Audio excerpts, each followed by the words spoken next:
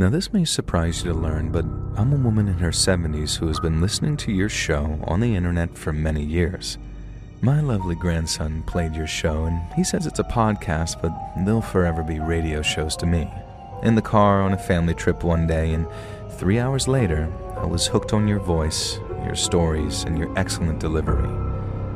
Now, recently, I asked my grandson if you're married, just out of curiosity, and he said you're not. And jokingly, I said that if I was 50 years younger, maybe I'd email you and ask you for a date. My grandson remarked that this would make for a pretty exciting story for your channel, that you got catfished by a very old lady, and then he started to explain what catfishing was. Now, I stopped him and said, "Kiddo, I know what catfishing is. I was a catfish a few years ago when we were in school." And his jaw just about hit the floor. He's 20 now, but when he was in school, I was around 70 years old, and he had no idea that I'd been the victim of catfishing. Neither did my son, his father, because frankly, it's a little embarrassing. But my grandson, Damie, he'd begged me to tell him the story of what had happened, and then when he was done, he begged me to let me help him write it down so he could send it over to our favorite podcaster. And I told him that I was perfectly capable of writing my own emails, thank you very much, but I think he just wanted a reason to email you, so if you do read this out on your show, please can you say hello to my grandson Damie, short for Damien, and tell him Joel from Let's Read wants him to know that Granny loves him very much. Now, all that said, let me tell you about my creepy experience. So my husband, Vic, tragically died in the 90s in a very violent incident, but he always told me that if anything were to happen to him before me, then I had to promise to at least try and find someone else to make me happy in my final days. Well, I didn't really want to because Vic was the only man for me. But then when I was using my computer that Damie had insisted that I get, I kept receiving these pop-ups and ads and spam for dating services. Hot singles in your area, my fanny. I know a scam when I see one, but it did get me curious. Now this would be around maybe back in 2017, I think. So dating sites were actually pretty normal then, and I think people were even using those apps like Tinder, but I decided to go for a classic. They showed me Bumble because I liked the name and I thought that it was cute. And the gentleman that I met on there was a real silver fox, named Nate, and I knew Vic would have approved of him. He seemed like a real gentleman. I could go into detail explaining all the wonderful things that Nate said about himself and what a great fellow he was, but as you know, this is a catfishing story, so it was all lies. Now, I arranged for a lunch date in Kensington because old dears like me prefer to be tucked into bed by 8, so I met him at this lovely open-air cafe that I've frequented sometimes. Now, the man sat down opposite me clearly was Nate.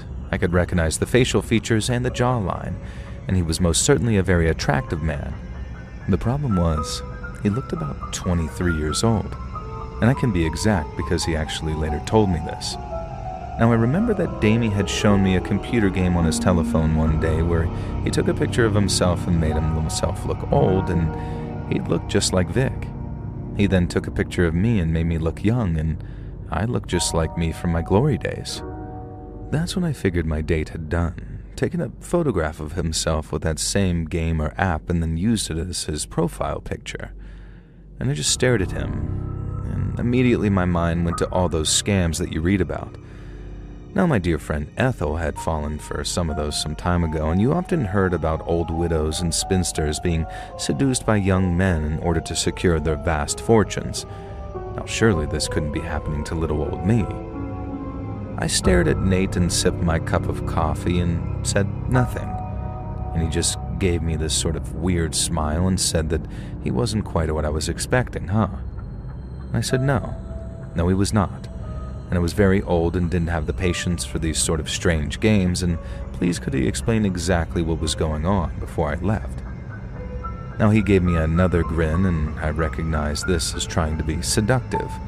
Then he asked if I would have agreed to meet him if he knew he was 23. I said no, honestly I wouldn't, and he responds with, "Well, there you go then," as if that explained anything. So I asked why exactly he wanted to meet me in the first place, and he said, "Wasn't it obvious? I was smoking hot, and he was into women like me. Like really, really into women like me." I asked what he meant by women like me, and he winked and grinned and said that he meant senior. Because weren't women like me always more expert, more seasoned, more willing to push boundaries? He then proceeded to say some much more vile stuff that would have made me blush if I'd been less of a prude. And I most certainly was not flattered, though. The way that I saw it, a man pretending to be 50 years older than he is to catfish an old widow is no less deceptive than those weird men who pretend to be in their 20s and show up for dates looking very obviously like they're in their 50s. Deception is deception, Vic always used to say. Now, this man, Nate, was now suggesting that it would be an honor for me to have a night of passion with him, and he'd show me things that he was sure my old deceased husband would never have dared to show me. Now, this got my blood boiling. Nobody spoke bad of Vic. Nobody.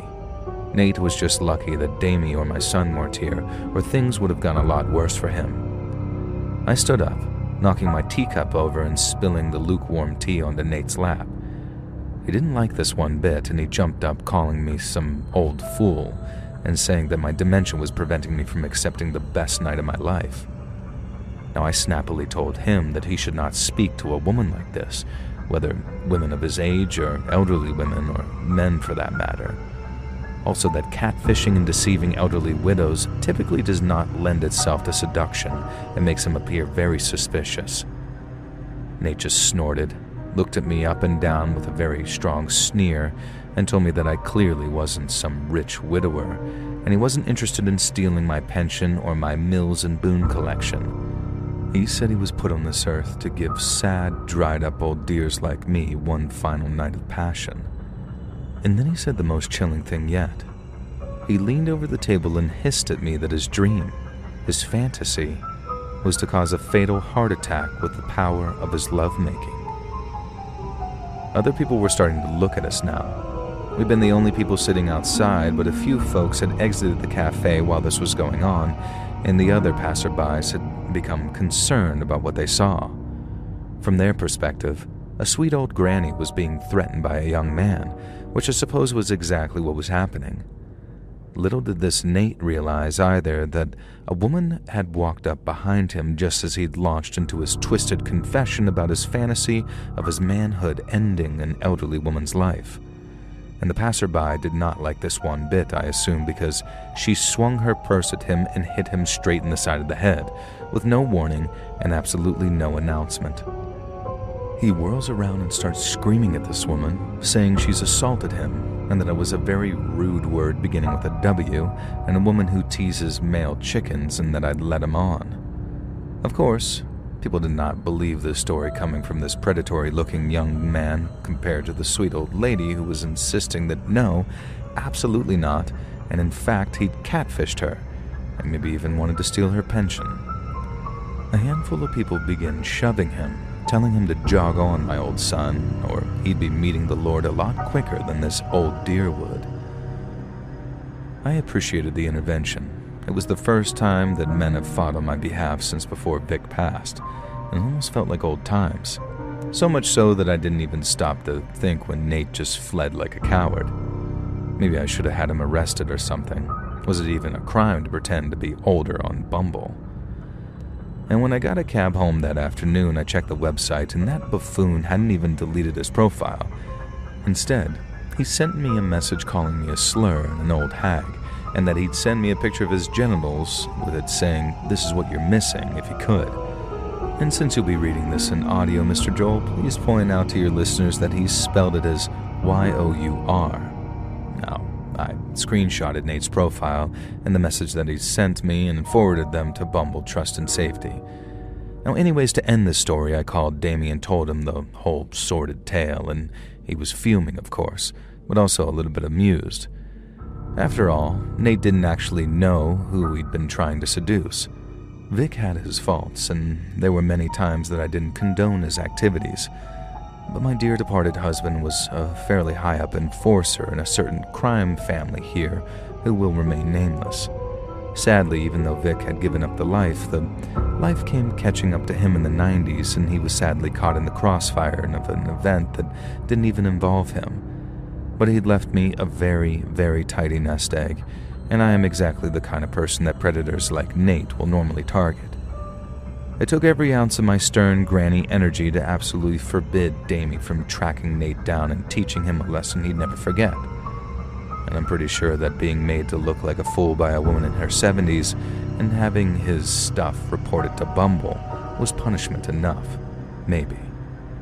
Now thank you for reading, Mr. Joel, and maybe one day I'll share some stories with you about some of my more wild times in the 70s when Vic was still alive.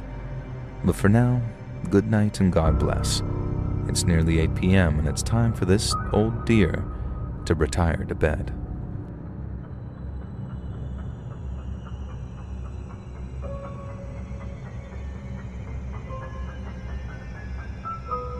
So I noticed that you don't get many submissions from trans people, so I thought that I'd send the story that happened to me recently about the time that I was catfished on a dating app. So to clarify, I'm a lesbian trans woman and I use an LGBTQ plus dating app that I won't name because it's still fairly low-key and hasn't been swarmed by the usual bigots trying to ruin it for us yet. But it's also not aimed at, let's just say, blue sky type LGBTQ plus people. And I do not mean this derogatorily, but it's for us older gays who lived through New York in the 80s, those kind of folks. Bisexual boomers, late-game lesbians, whatever you want to call us, and we kind of like to keep it that way. So I'm in my mid-40s, and honestly I just want to quietly live my life as the gender that I identify as. I spent years consulting with doctors and doing the whole psychiatric assessment business, making sure it was the right decision for me, and I feel that it was, and I've never been happier with who I am. Now, not to preach, and I know this is an unpopular opinion, but as an older trans woman, I really do want to add this note for anyone listening. Please, please, please be 100% sure you're fully aware, educated, and ready for what you're getting yourself into before you begin that process. This view makes me a little unpopular with the kids, but I promise you, you will live a happier and healthier life, even if it feels like you're having to leap through hoops early on. The world sucks for us right now. Make sure that you're fully sure that you want to commit to that fight, and my heart goes out to anyone going on the same journey I did, especially as a young person in today's climate for a bunch of reasons. And the story is kind of a cautionary tale about the kind of things trans women face, I guess. It's something I've dealt with all my life, but it was worse when I was younger. So back to the app. I matched with this other trans woman who claimed to be in her 30s. She looked a tiny bit familiar in her photos, so I wondered if I'd seen her on the app before. She also certainly looked closer to my age, but hey, some of us lived hard.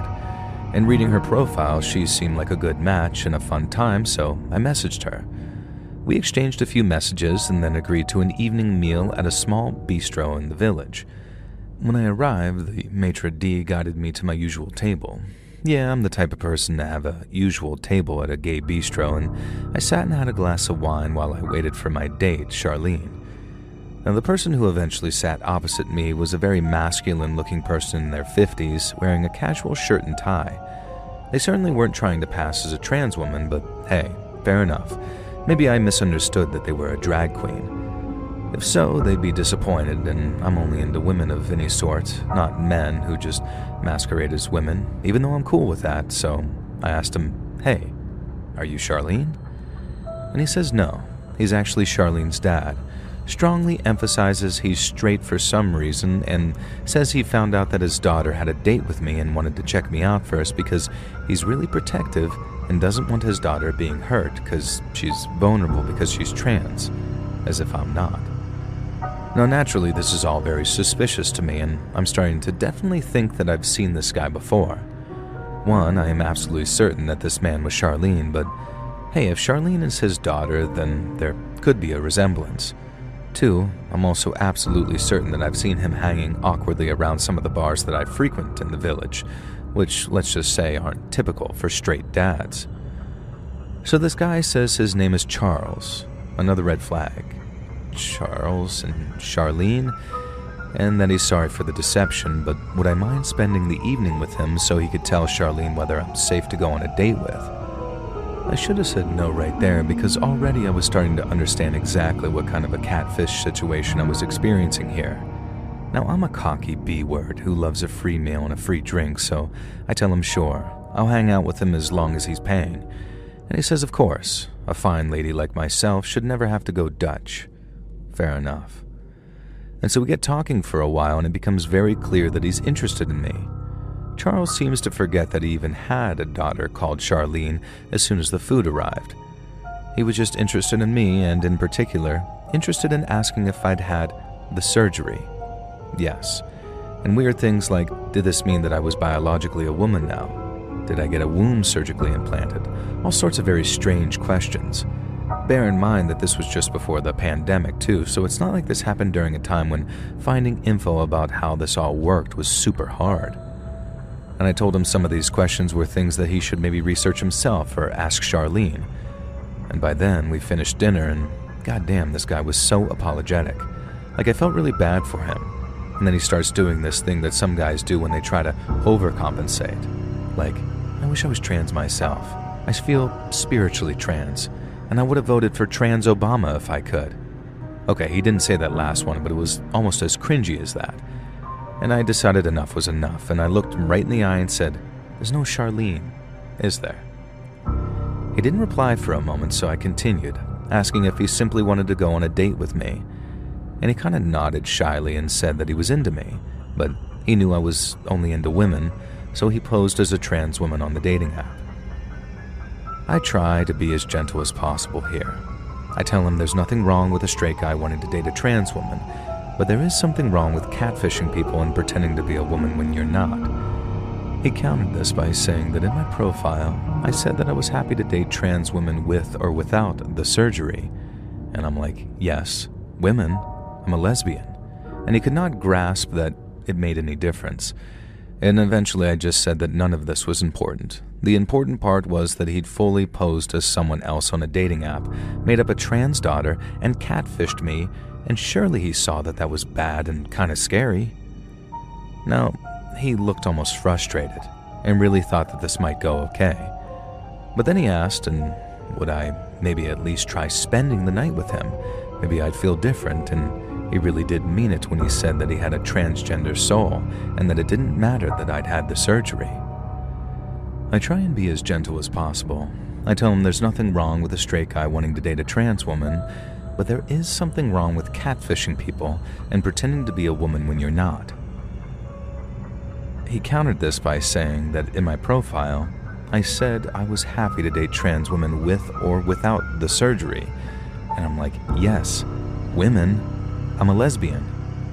He could not grasp that it made a difference, and eventually I just said that none of this was important. The important part was that he'd fully posed as someone else on a dating app, made up a trans daughter, and catfished me. And surely he saw that that was bad and kind of scary. Now he looked angry, and I really thought that this might go okay, but then he asked, would I maybe just try spending the night with him? Maybe I'd feel different, and he really did mean it when he said that he had a transgender soul, and that it didn't even matter that I'd had the surgery. And that's when I realized that he was a full-on chaser. Typically someone who convinces themselves they're straight, but fetishizes and tries to hook up with pre-op trans women. Usually they prey on much younger people than myself, but I guess Charlie was into older people too. And I told him, hey, why don't you just set your profile up on the app so you're not pretending to be your own trans daughter, but just list yourself as bisexual and looking for men and women. Well, good God, was that a mistake? Are you calling me an F-slur? Charlie screamed, leaping up from the table and throwing the table to one side, sending the remains of our wine flying into the food of our neighboring diners.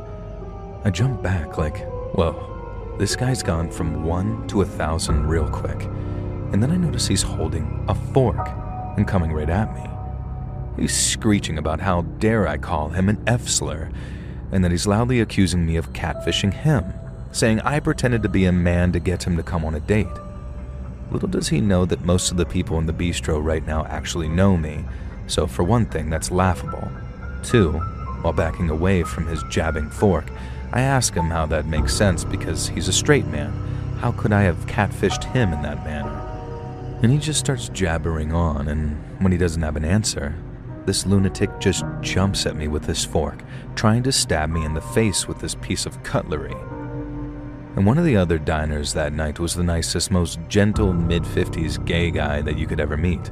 And he was also a hardcore biker, sort of leather daddy, and a former Marine. So when he stood up and got between me and Charles, I knew it was over for him.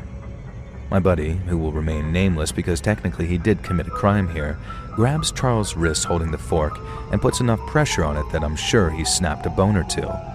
And then he hits him with a punch in the gut that would have winded King Kong. Charlie goes flying backwards, crashing into another table, upending someone's food all over the damn place, so now he's got this 20s gay guy and his lesbian best friend mad at him too, and everyone's screaming at this Charles guy, calling him a chaser and a catfish and a creep and God knows what. And then suddenly, everything went silent. And that guy in his 20s who just had his food knocked over, who I vaguely knew, said the most damning, scathing, violent thing of the night. "Honey," he said to Charles, in the most stereotypical camp gay hairdresser voice you've ever heard, which was not even how he talked at all.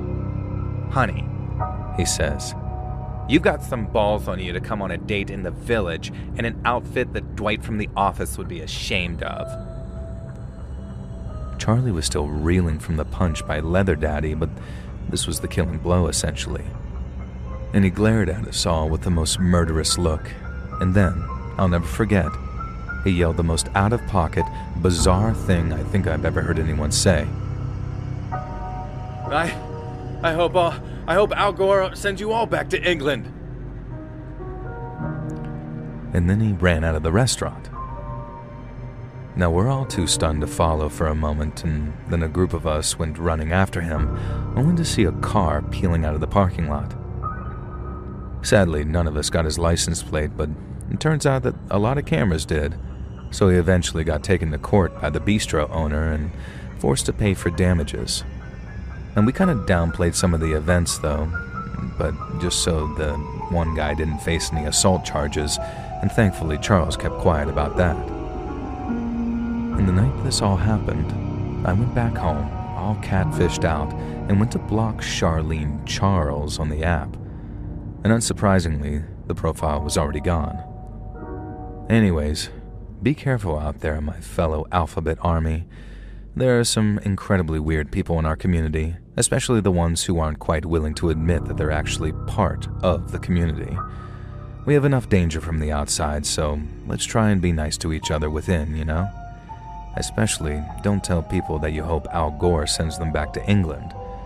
We all agreed that that one really stung.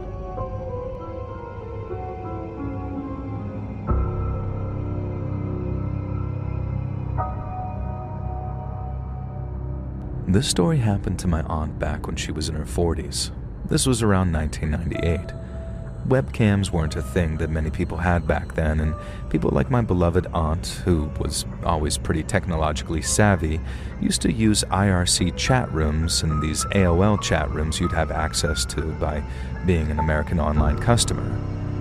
Now, I'm not sure exactly how she met this guy. She just says a chat room and can't remember further details. The guy claimed to be a pretty successful author, and my aunt's always been attracted to literary intelligence, so they struck up some type of friendship.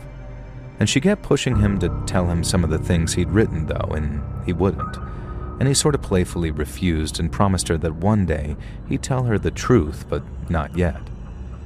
Eventually, a budding online romance developed between the two of them. And this was back in the days before meeting romantic partners online was remotely advisable, so she knew that she was taking a pretty big risk. She lived in Toronto and he lived in Nashville, and they were talking about her flying out to meet him. She gave him crap again, saying how could she prove that he was who he said he was? And he had sent a few scans of some photos, but they didn't look like any famous authors that she knew, and besides, he said, nobody knew what he supposedly looked like as an author, which wasn't too uncommon back then before social media. What he did send her, though, was redacted scans of his bank account, which she swears to this day appeared to be legitimate. He certainly had money, and whether it came from being an author or not was another matter, but that part didn't seem to be a lie.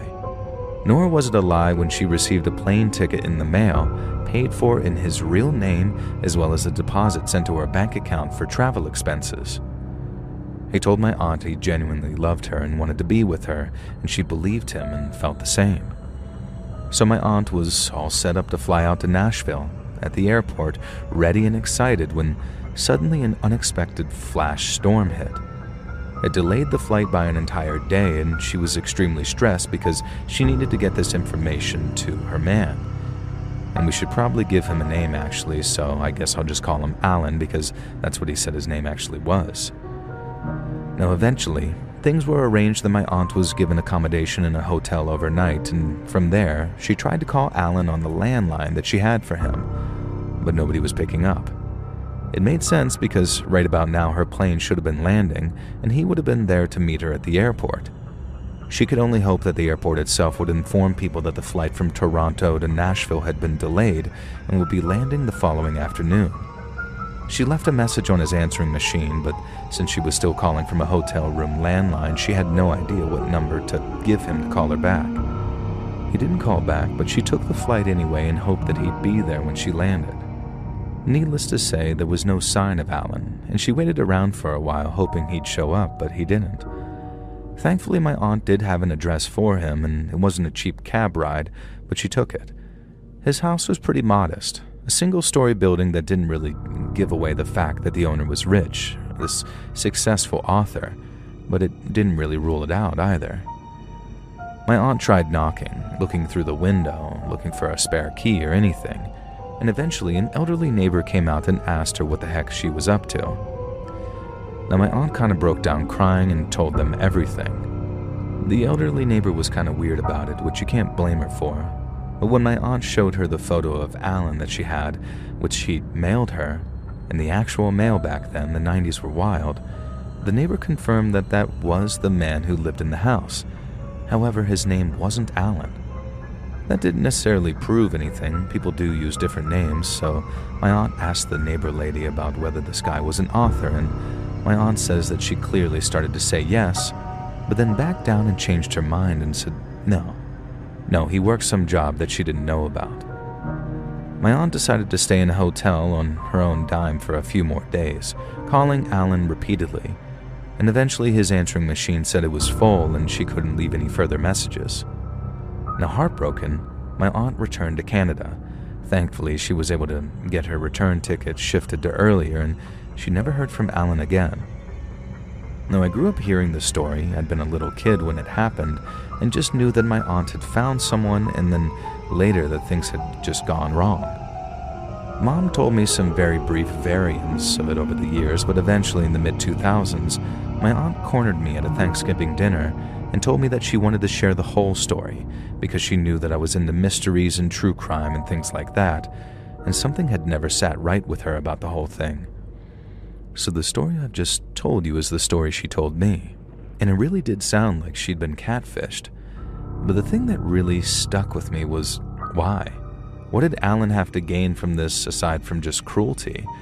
And maybe it was just my aunt's unwillingness to hate this guy, but it really didn't sound like he was out to hurt her, at least not in the way he did. Now, I did some digging, even though I didn't have much to go on. An author who disappeared on a certain date, whose name may or may not have been Alan, but wasn't the name that he published under. I got it in my head that the guy hadn't catfished my aunt, but something else had gone on instead, so I was searching for authors who died around that time, and nothing really came up. Then, on just some stroke of genius, I asked my aunt if she still had the address for Alan. A few weeks later, she managed to dig it up from some printout of an email that she'd kept from all the way back then, believe it or not. And I looked up the address itself and the past owners. It had been owned by a man named David, then the next name, and the next owner had the same name, and a Google search suggested that it was his son.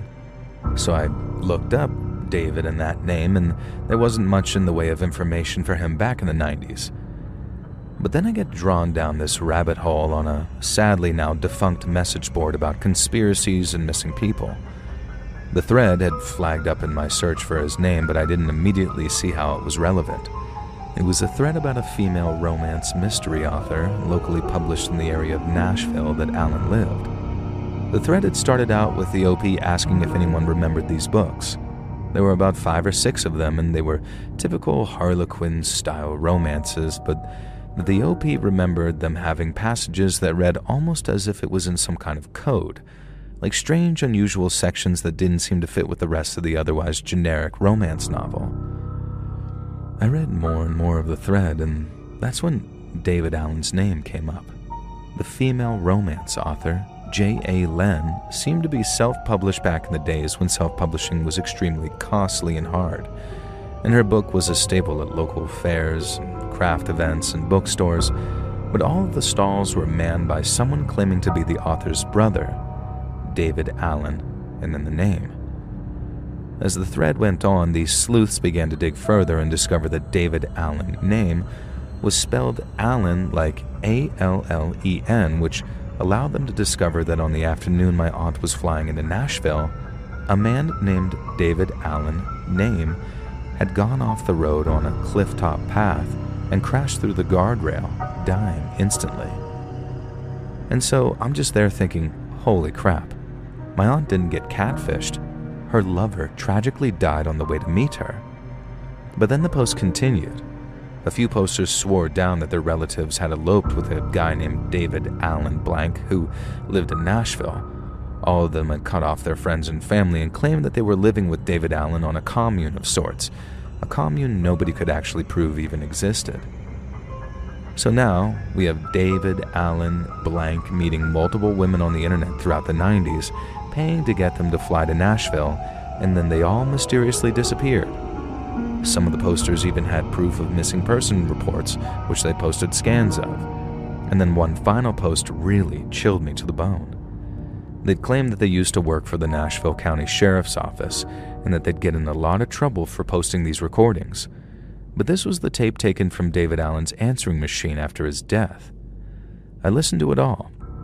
There were multiple messages from my aunt on there, along with a couple from 2 other women who seemed to be in some kind of early-stage relationship with David.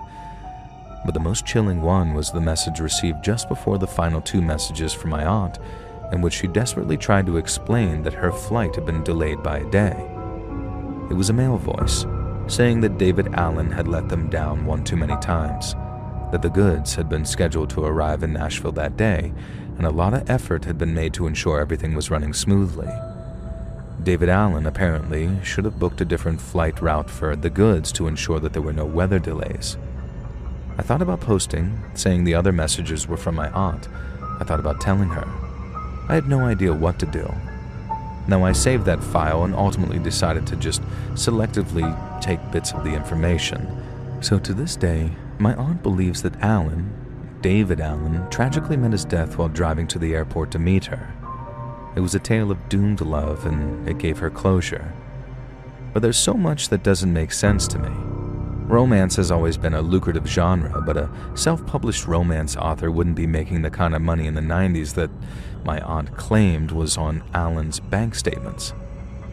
Okay, maybe she got it wrong, but what about the weird coded paragraphs that a handful of the posters recall being in the books? And why were there no images of the books themselves? It didn't sound like they'd been widely in circulation. Only about 3 members of the weird lost media conspiracy forum that I'd found had ever even read them, and they'd all grown up in 90s Nashville. I wish I'd posted on the forum or made at least 1 or 2 connections there, because the place got shut down while I was still trying to decide what exactly to do. And it had nothing to do with David Allen. There was some other drama about how a much more severe, sensitive political topic that caused the forum to implode, and the hosting providers themselves just decided to delete it. And the admin posted a notice saying that they no longer felt safe running the forum, and that was that. But here's what I think. My aunt was catfished, but not in a way that she first suspected. David Allen was involved in some kind of human trafficking or maybe a cult program where he'd lure certain women across the country based on criteria that I can't quite work out by pretending to be a successful author. Now, he was certainly an author and certainly rich, but so much about his identity was fake. And what happened to the other women who supposedly eloped with him? They all told their families on the telephone that they wanted no further contact with them. And back then, these things really didn't get looked into that hard. but I'm certain that David Allen was not the doomed romance author that I let my aunt believe, and that whatever catfish scheme he had planned for her, it was a lot more sinister than simply luring her to Nashville and breaking her heart. I just wish that I knew the truth of what it was.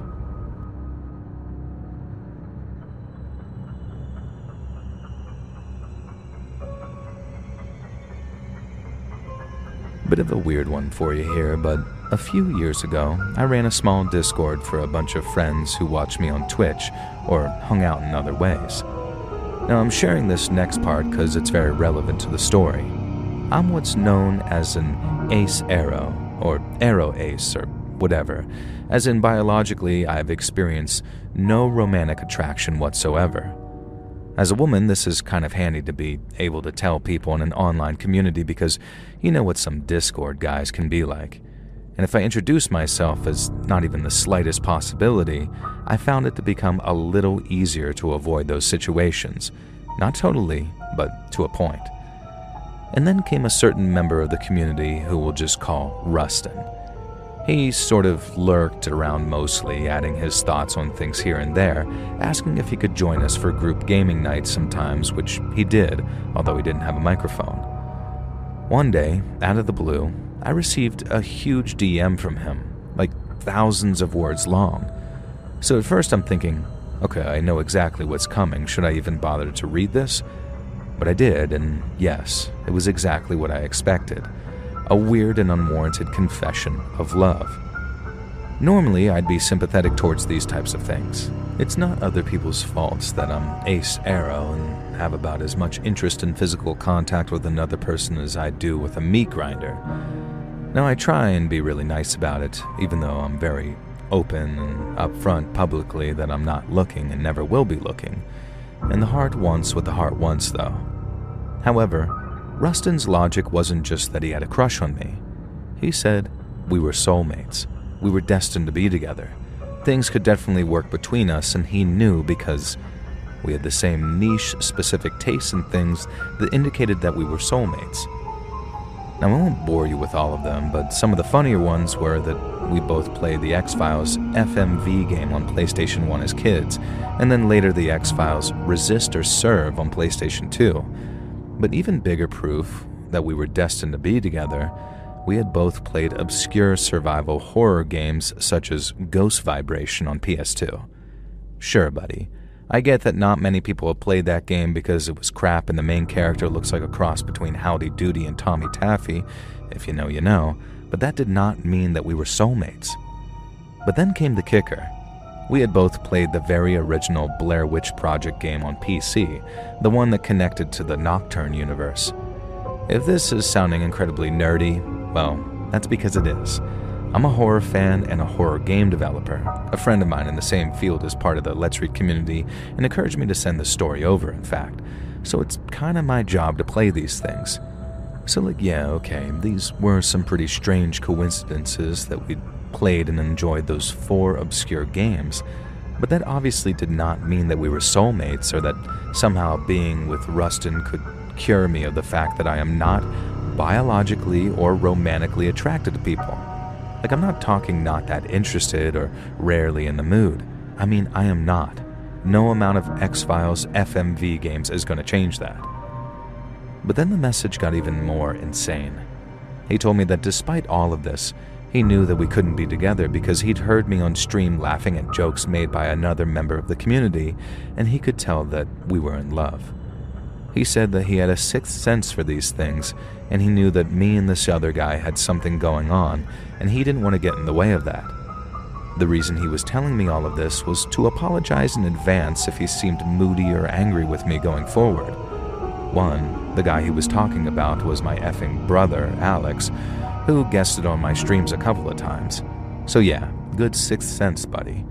I guess Rustin hadn't been logged on or conveniently ignored the multiple times that we mentioned that Alex was my sibling, or maybe he thought because we're adopted siblings that didn't count or something. Gross. Dude, he's my brother. This was all just really weirding me out at this point. But basically, this huge essay was a lengthy excuse to just guilt trip me and explain why he was going to be rude to me in the community going forward. I didn't want that, so as polite as I could put it, I sent him a message saying that this was all a little much for me and crossed many of my boundaries, and I wasn't comfortable having someone around me or my friends who'd behave this way towards me, so I think I'm going to have to remove him from the server and ban him. I asked him to confirm that he'd seen the message with a thumbs up and then blocked him. And now, fast forward to a year. I was hiring for a small indie game my friend was working on, and I was helping him out as an art director and scouting for talent for the role. I put out a call on various platforms looking for people to help him out, and one really stood out. Their CV said that they were a 23-year-old non-binary Austrian femme-presenting artist, and their work was genuinely fantastic, really damn good art, and they were local, which meant that they could come into our co-working space for an in-person interview. Wonderful, I thought. My friend would be thrilled, and so was I. I emailed back and forth with this artist who agreed a date and time to come in and meet with me. It was just me in the office that day because the game director got called away on some urgent business. There was a knock on the door and a person entered. I checked the time and yeah, this should have been my meeting with the artist. Now, I'm not trying to be judgmental about people's appearances. If they say they're femme-presenting and maybe don't quite fit what I picture as femme-presenting, okay. But when the 23-year-old non-binary femme-presenting artist looks, sounds, and is dressed like a 43-year-old balding, bearded man from Milwaukee, even I have my limits. He wore a Guns N' Roses t-shirt that stretched at the seams over his hairy beer gut. He looked like Kyle Gass from Tenacious D if he'd gained 100 pounds, lived in a van for 6 months, and hadn't showered. He smelled like it too. And he just sort of strides in, closed the door behind him, and I didn't notice it, but he locked it and took a seat on the other side of my desk uninvited. I asked him if I could help him, and he said he was Amelie, the artist here about the job. Of course, alarm bells were ringing, so I say, "You're a 23-year-old Austrian person," and he nodded and said yes in a very obviously American accent. What the hell should I do? I was terrified of being slapped by some discrimination lawsuit or something, but this chunky-ass bearded man clearly was not a 23-year-old Austrian femme. Then I noticed a tattoo on his wrist. It was the stick figure from the Blair Witch Project, and a sinking feeling suddenly washed over me. I'd never seen him in person back in the day, but he had sent a photo of his Blair Witch tattoo. Yeah, you've already worked out who this is, right? Rustin. He saw me looking at the tattoo and was, well, I guess the jig was up. And so I asked him straight up, did he catfish me as an Austrian femme in her 20s just to meet me? Rustin then leans towards me and said that he knew once I saw him and we made eye contact, I'd realize that we were soulmates, that the connection would unlock something in me and I'd no longer be broken in the ways that I was, and the power of our connection would fix me. I was furious, so I stood up and stormed to the door and attempted to leave, and that's when I realized that he'd locked it. Luckily, it was just one of those catches that you flick, but as I was trying to unlock it, Rustin was up on his feet and grabbing me. He pulled me away from the door, surprisingly gently, and whispered in my ear that as soon as I felt him against me, as soon as our bodies touched, I'd understand. Let's just say it was one of the scariest and least pleasant experiences of my life. There certainly was no awakening. If I'd been arrow-aced before, then Rustin's touch had somehow sent my romance interest into the negative figures. I told him that no, sorry, I didn't feel it, and if he didn't let go of me right the frick now, he was going to feel something very unwelcome. I was absolutely trembling and shaking with fear, and my threat squeaked out like a mouse on helium, so I don't think it threatened him very much. I did get a burst of strength, though, because the idea of this repulsive, evil Father Christmas doing something unspeakable to me was just too much. I fumbled for the door lock while also banging on it, screaming for help, hoping some of the other people who used the co-working spaces were in the office that day. The security guy on the door had been around at least because someone had let Rustin up, and I managed to get the door open and fled, with Rustin thundering behind me. Now, for a big man, he was fast, although it sounded like he was really physically struggling. We were on the 4th floor of this rented co-working space, so I had the genius idea to run down the stairs. I was pretty fit, and he was not, so maybe this would slow him down. I underestimated his determination, though, because by the time I reached the 3rd floor, still calling for help, it sounded like Rustin was getting closer, if anything. I decided to turn and risk looking back, and that's when I saw him sort of leap or fall. I don't know. He just sort of flung himself belly first down the stairs towards me, maybe trying to land on me like John Cena on meth or something. Unfortunately, I sidestepped that, and he bounced against the wall and then stumbled at the top of the stairs. And then this guy bounced, tumbled, and fell down 2 flights of stairs, screeching and yowling in pain the entire time. Now, despite myself, I was kind of worried that he was going to actually break his neck, so I ended up chasing down after him just in time to see him face-plant on the floor. And then suddenly, other people showed up, bursting in through the stairwell door asking what the hell was going on because they thought they heard a noise. I told building security everything, who then called the cops. Rustin was not in good shape. He ended up having some broken ribs, a broken arm, and worst of all, his Guns N' Roses t-shirt had split from throat to sternum, and I'm pretty sure that was a genuine 80s artifact. Now anyway, it was kind of hard to get any crime to really stick on him. He'd only mildly assaulted me, which I did press charges for, and it was enough to get a restraining order against him too, but I think the amount of people who told him that they'd make sure his life wasn't worth living if he came after me again was enough to keep him away. Hopefully he no longer thinks we're soulmates. And I can tell you one thing, being grabbed by that guy most certainly did not change my mind on having no desire to date.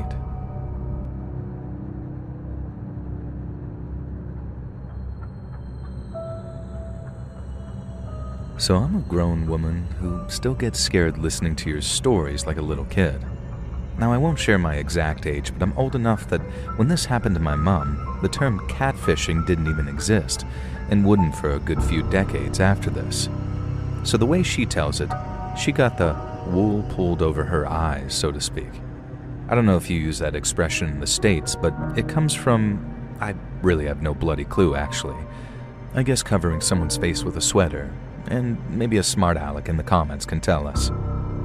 So back when my mom was an eligible bachelorette in the 1960s, a friend of hers called Sandy convinced her to go on a date with this guy. She said he was a right catch, easy on the eyes and loose with the wallet, if you get what I mean. Not only that, but he was a burgeoning player in the up-and-coming London movie scene. We all know the UK's put out some absolute banger movies like The Full Monty, Mean Times, and of course, Psycho.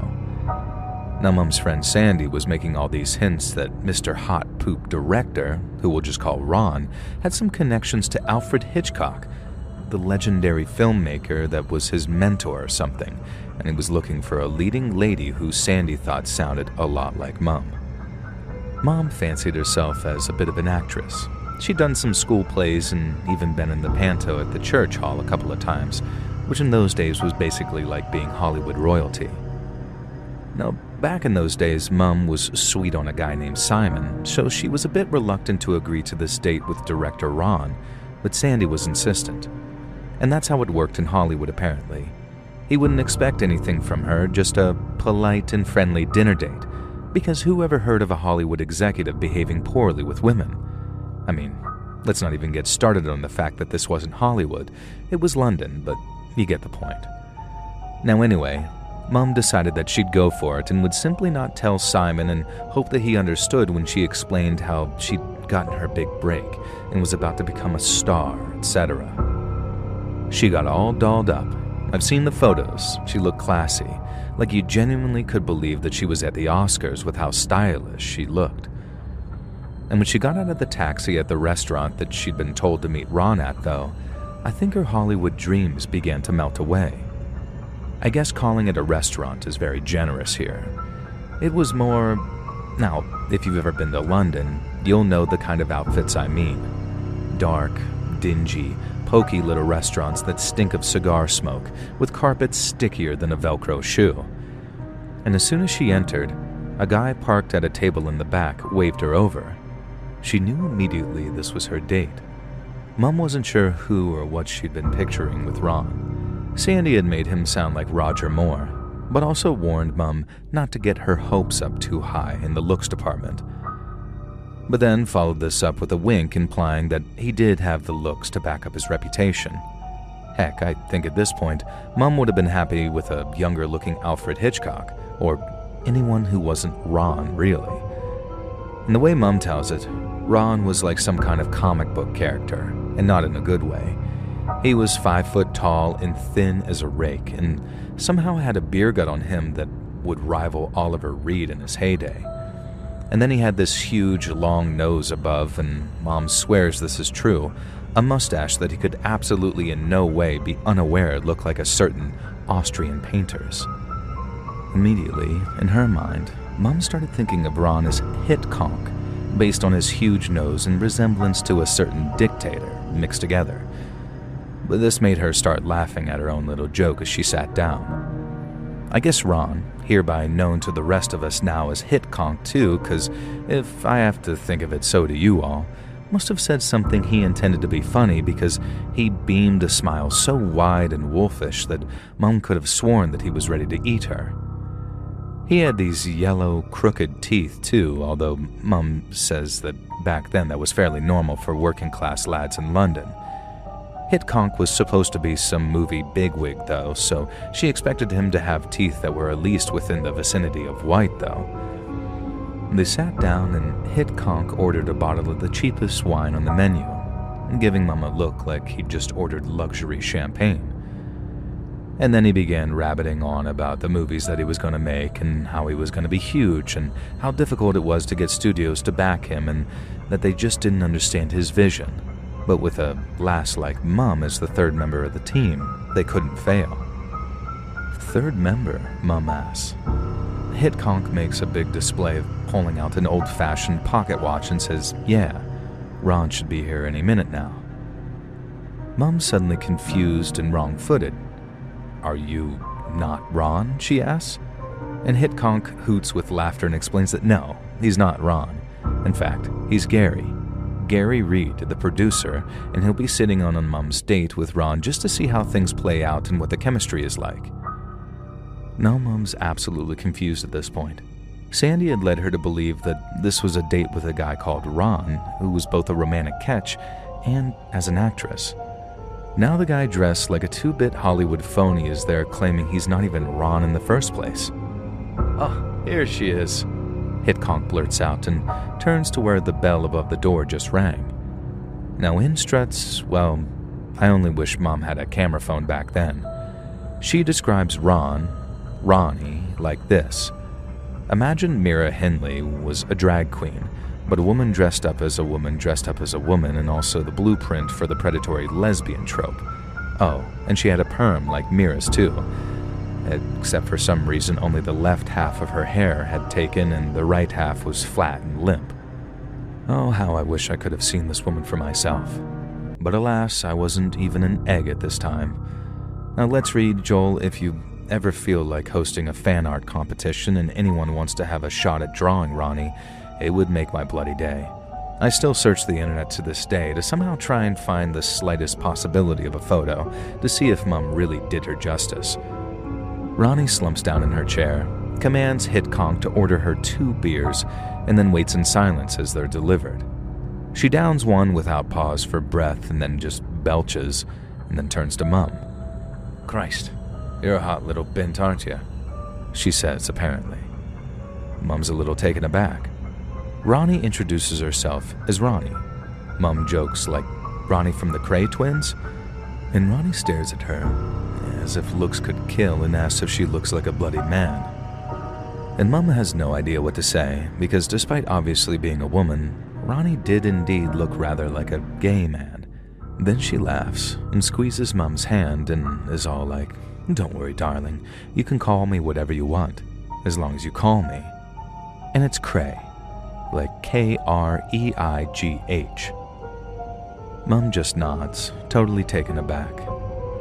So, Hitchcock says that he'll let the two ladies get on with it. This is just a screen test, as they both know, and they just need to act out a romantic meal between two forbidden lesbian lovers. He explained that Mum's character, Scarlett Letitia, comes from a wealthy plantation owner family, and Ronnie's character, Fanny O'Bannon, is the daughter of a feared London gangster. Mum's all like, so if I'm the daughter of a wealthy plantation owner, is my character supposed to be American? Hitchcock looks genuinely baffled at this, like he hasn't really thought about it, and then just waves his hand away, saying the plot doesn't really matter. So for the next 30 minutes, Mum and Ronnie order the grimiest spaghetti carbonara known to man, and sit there eating it and ad-libbing small talk while Hitchcock occasionally tells them to sexy it up and get a bit more touchy-feely. Now, Mum has always been a pretty liberal lass, but that didn't extend to being felt up by a mysterious lesbian, so she was a little against this. Furthermore, she was starting to feel extremely duped by both Sandy and Hitchcock, so she asked Hitchcock exactly how he knew Sandy. Mum was friends with Sandy through the typing pool that they both worked at for a bank or something. Hitchcock laughs and says Sandy's his niece, and he's always hooking him up with available women for his movies. Mum is starting to lose her patience here, so she slams her fork down and asks Hitchcock and Ronnie to explain exactly what the hell the movie is about and why she has to sexily eat spaghetti as a screen test, which had no cameras present, she adds. Ronnie says something along the lines of, "You poor, sweet summer child. It's a grotty movie, a dirty film. Surely you knew that. This district of London is basically known for its adult industry." No. My dear sweet mother had not known that, and she got up to leave. Hitchcock stopped her in her tracks. He reminded her that it was only girl-on-girl adult film, so it wasn't really like doing it at all, and the camera equipment that they had was so crap that hardly anyone would be able to tell that it was her. And understandably, Mum wasn't convinced. Then Hitchcock pulled out the check. He said, "Maybe this will change your mind." And he even did that eyebrow wiggle thing, like he was making her an offer she couldn't refuse. £10 to star in an hour-long piece of grot with a woman who may or may not be the female doppelganger of Ronnie Cray, overseen by a man who looked like the Italian version of the Austrian painter. Mum just laughed, stood up and thanked them for their time, and began to walk to the door. Hitchcock began chasing her, trying to give her every excuse under the sun as to why she should stay. Mum glanced back over her shoulder, and she swears that she saw a look of screwed resignation on Ronnie's face. And just then, the door to the restaurant opens, and 3 smartly dressed men in suits enter.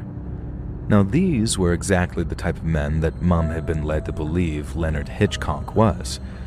They looked her up and down, nodded approvingly to each other, and one of them asked Hitchcock if this was the talent they were investing in and had been promised. Mum said that actually she was just leaving, but wished them luck with their movie. The older, heavy-set guy of the 3 just looks at Hitchcock and says, "Not again, mate. You're not screwing us yet again." And the younger man in a white suit with a gentle smile takes Mum aside and asks her exactly what they promised her. She explains that she's been kind of duped into coming on this date and then forced to eat spaghetti with a predatory lesbian while Hitchcock watched. Mum was not the type of woman to be shy or intimidated by London hardnuts. She'd grown up around them. And the guy in the white suit told her that his name was Jimmy, and everything would be fine. In fact, he'd walk her to the bus if she wanted, and even give her a lift home because he had his car nearby. Either way, he said he thought that it was better if they maybe left right now because a few more of the boys were showing up in a minute. And in fact, they did, nodding hello to Jimmy like he was some bigwig, even though they were twice his age. As the door jingled shut behind Mum, the crashing and smashing and shouting started. Mum, ever the curiosity-killed-the-cat type, tried to turn back and look inside to see what was going on, but Jimmy gently but firmly guided her away and said that she seemed like far too nice a woman to star in Leonard's grot movies, and definitely too nice to see what was going on inside the Stag and Ferret right now. Ronnie came bursting out the door, running on one heel, hooting with laughter and yelling to Mom that it had been nice to meet her, so that made Mom feel a bit better. "Don't worry," Jimmy said. "Nobody's going to get killed over a crappy adult movie. Just some lessons going to be taught after all." And the gleam in his eyes and the kindness in his voice was what let Mom allow him to give her a lift back to hers. And she mostly ends the story there, but when she tells us kids anyway, she adds that, as we're probably aware, she invited Jimmy up for coffee. The story of Jimmy is its own whole other tale. He's my dad and the father of my 2 older siblings, but not my younger sister. He's lived a very interesting life, but I would say an honorable one, and ultimately I feel like if Mom hadn't been catfished into almost starring in that movie, I probably wouldn't have been born. Jimmy, I've never called him Dad, weirdly enough, is one of my best friends, and we have all manner of bizarre stories like that, but I don't think any of them are quite as scary as the time, before I was even a twinkle in Mom or Jimmy's eye, that mini dictator and Mira Hindley almost got my mom killed in a London gangster bar brawl. Oh, and as a side note, Mom did eventually ended up meeting the real Ronnie Cray shortly before he was sent down, and she says that he was much more polite and much more civilized than the Ronnie Cray that she almost starred in that film with. So I guess that's nice.